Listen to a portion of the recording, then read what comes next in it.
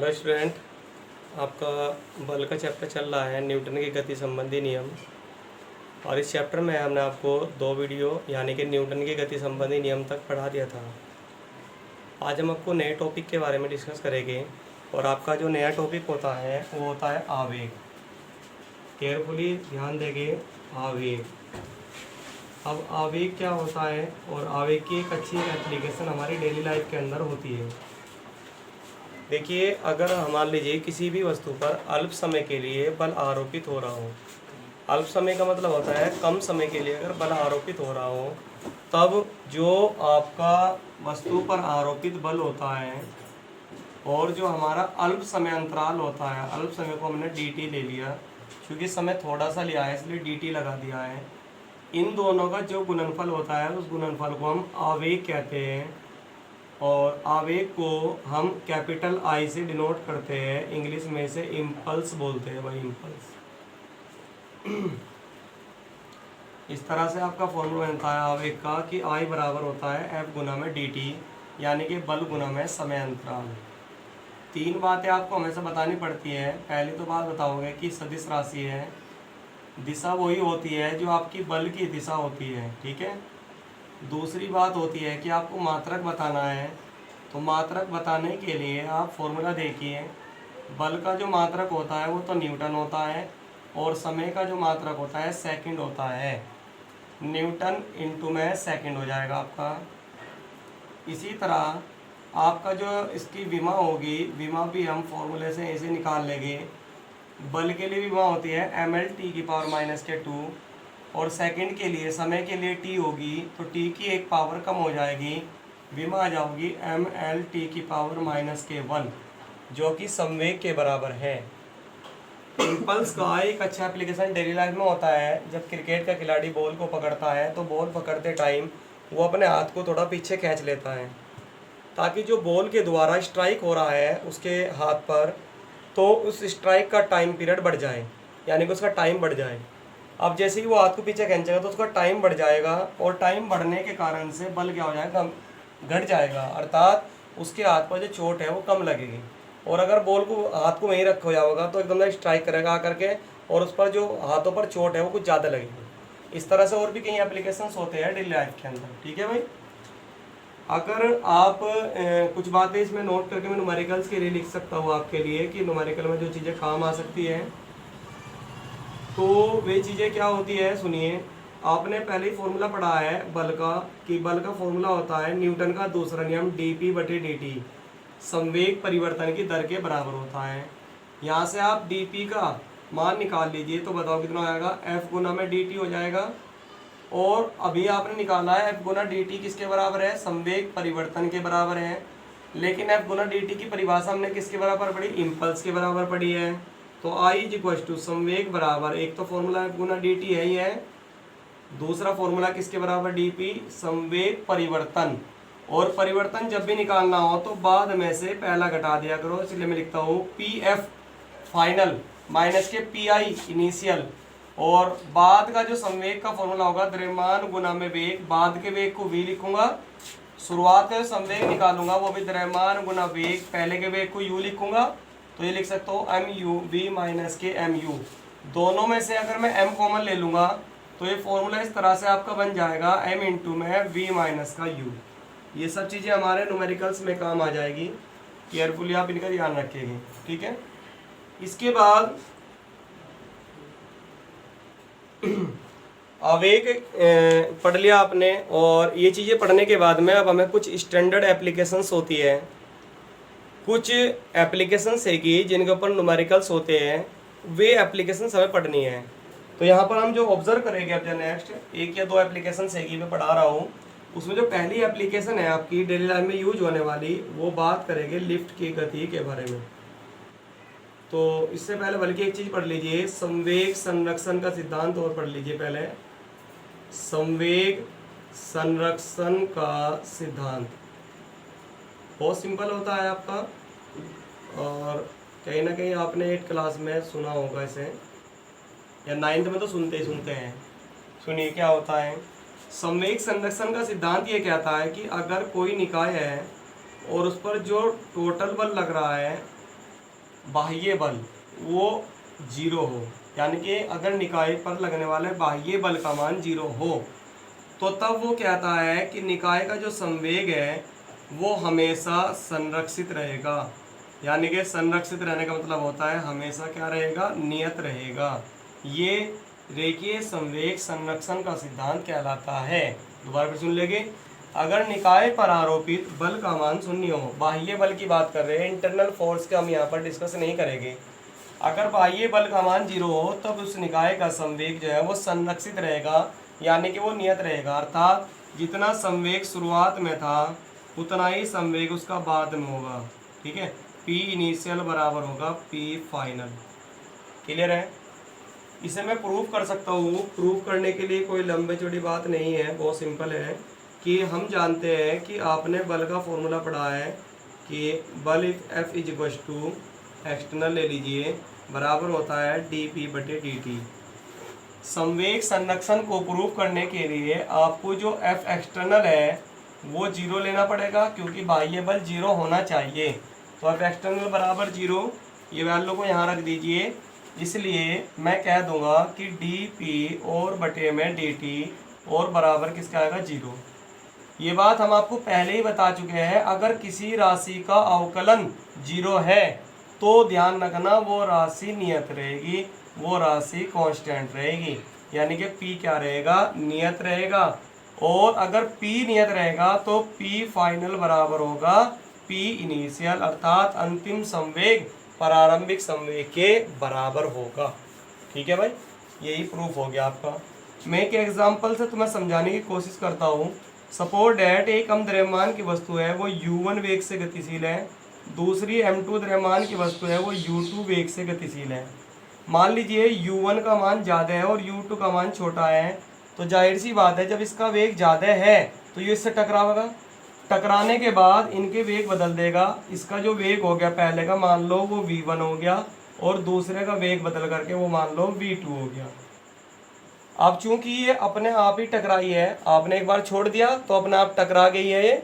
आपने फिर अपने आप मतलब अपने हाथों के द्वारा इन पर कोई फोर्स नहीं अप्लाई करा, एक बार छोड़ दिया टकरा गया अपना आप।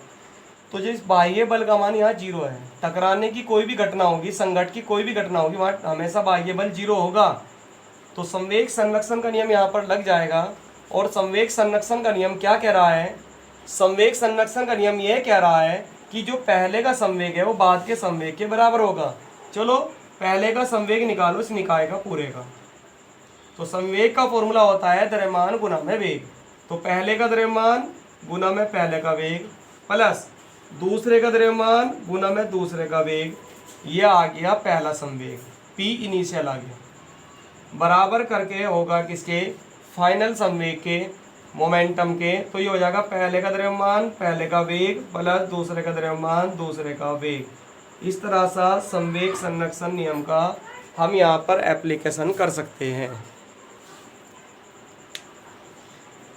नेक्स्ट मैं आपसे एक और डिस्कस कर रहा था अभी कि कुछ एप्लीकेशन है कि या कह लीजिए कुछ स्टैंडर्ड प्रॉब्लम्स है जिनका हमें ऑब्जर्व करना है, जिनके बारे में हमें स्टडी करनी है।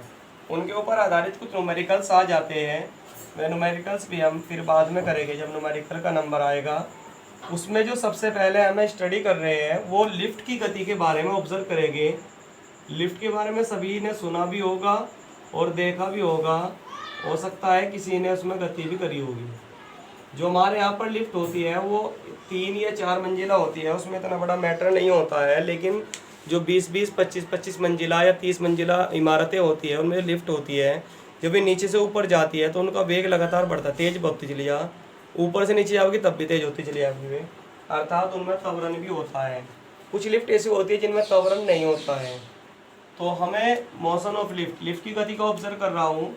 उससे पहले मैं एक बात शो कर दूँ कि मान लीजिए हमारी लिफ्ट है कि भाई इस लिफ्ट में कोई सामान रखा है, चलो कोई आदमी खड़ा है, इस आदमी का जो भार है बताओ W बराबर mg, वो हमेशा कहाँ को लगेगा, नीचे की ओर। तो आदमी के द्वारा इस तल पर बल लगाए नीचे की ओर, यानी कि पहली वस्तु आदमी दूसरी वस्तु होगा लिफ्ट का तल। क्रिया प्रतिक्रिया नियम, न्यूटन का तीसरा नियम कहता है अगर एक दूसरे पर बल लगा होगा दूसरा भी पहले पर बल लगा होगा, तो लिफ्ट का जो तल है वो भी ऊपर की ओर प्रतिक्रिया बल लगा होगा R। यहाँ पर मैं कह सकता हूँ कि जो r का मान है, मान केवल वो किसके बराबर है, mg के बराबर है, ठीक है। बट r बराबर माइनस के mg, क्यों, क्योंकि दिशा क्या है, विपरीत है। या कह सकता हूँ r बराबर w, भाई mg का मतलब w है ना, भार का मतलब होता है w, ठीक है। तीन स्थितियों में हम इसका ऑब्जर्व करने वाले हैं। और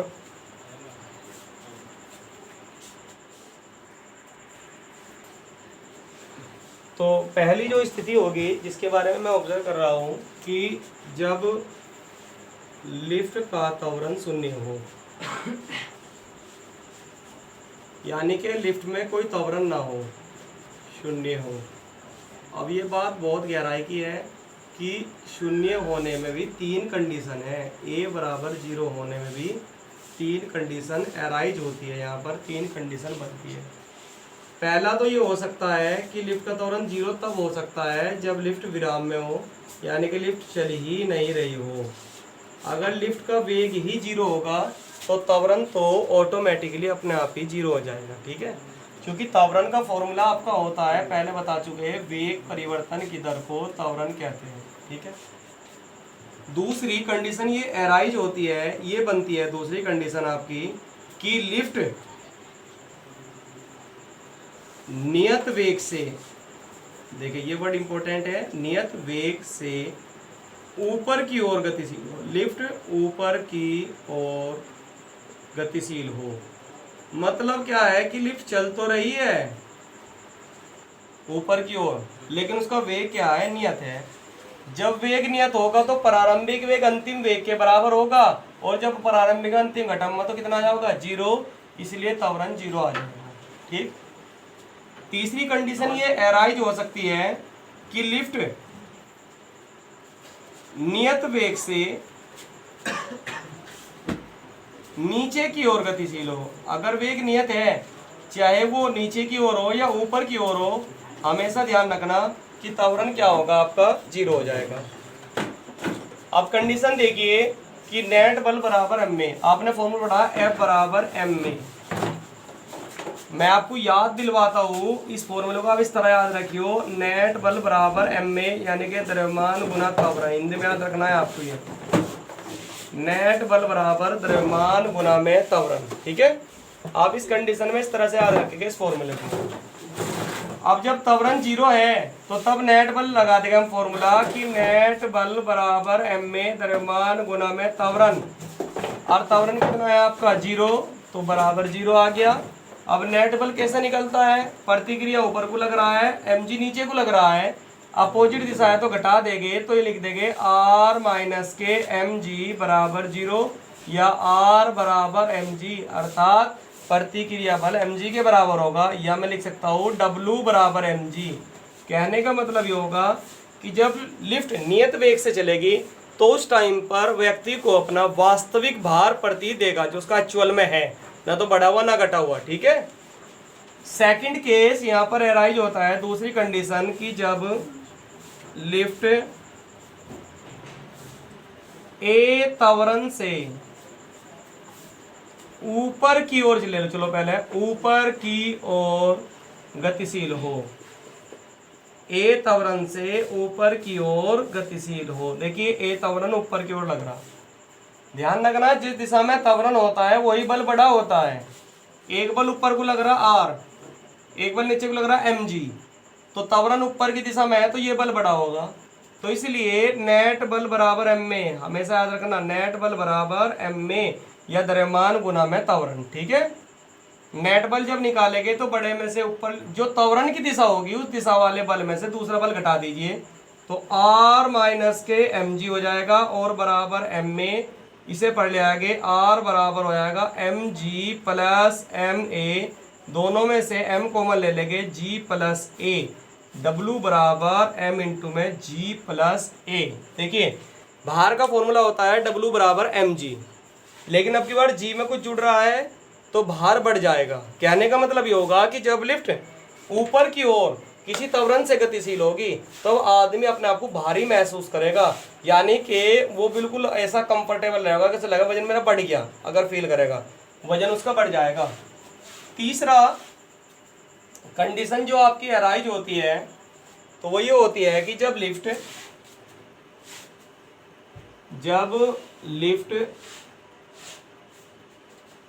ए त्वरण से नीचे की ओर गतिशील हो। देखिए अब की बार अगर नीचे की ओर है तो नीचे की वाला बल बड़ा होगा, और अभी मैंने ये मिटा दिया है तो, लेकिन आपने देखा था mg नीचे को लग रहा था, r ऊपर को लग रहा था। तो यहाँ पर फॉर्मूला जब लगाएंगे नेट बल बराबर ma द्रव्यमान गुना त्वरण, तो अब की बार mg में से r घटाऊंगा बराबर m में, r को पढ़ ले आइए, m में इधर आके माइनस का हो जाएगा, तो r बराबर mg माइनस का ma, या कह लो जो w बराबर m इंटू में g माइनस का a। देखिए भार का फॉर्मूला होता है w बराबर mg, बट इस बार g में से कुछ घट रहा है। अब जब घट जाएगा तो कम हो जाएगी वैल्यू, इस वजह से व्यक्ति को जो अपना भार है कम फील करेगा, उसे अपने आप को हल्का महसूस करेगा, उसे डर लगेगा। हिंडोले में जब ऊपर से नीचे की तरफ आवे डर लगे, क्यों लगे? क्योंकि उसका भार हल्का हो जाए, उसे लगा कि मैं तो गिर गया। ठीक है, रीजन नहीं होता है ये वाला, क्योंकि नीचे की जब गति होती है तो उसे भार कम प्रतीत देता है। क्लियर है भाई? चलो जी।